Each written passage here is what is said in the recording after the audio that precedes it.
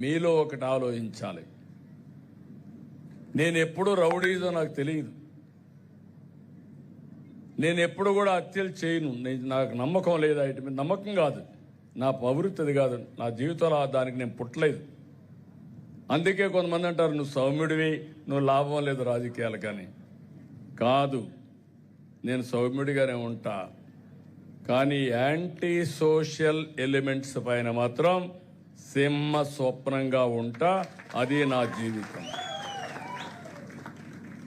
మీరు ఒకసారి ఆలోచించండి. తీవ్రవాదులు, నాకు వాళ్ళకు విరోధం లేదు. వాళ్ళ సిద్ధాంతం తప్పు.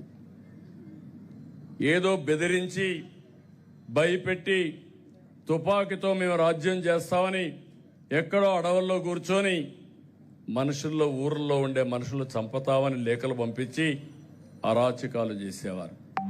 ఇది తప్పని చెప్పాను, ఎనలేదు. అప్పుడు కావాలని గట్టిగానే పోలీసుల ద్వారా యాక్ట్ చేశాం. దాంతో వాళ్ళు నా మీద కోప్పడి తిరుపతిలో 2003లో 23 క్లేమోర్ మైన్స్ ని బ్లాస్ట్ చేశారు. సాక్షాత్తు వెంకటేశ్వర స్వామి దిగొచ్చి నాకు ప్రాణభిక్ష పెట్టాడు. అసాధ్యం ఇది. అది కూడా అకేషన్ బ్రహ్మోత్సవం.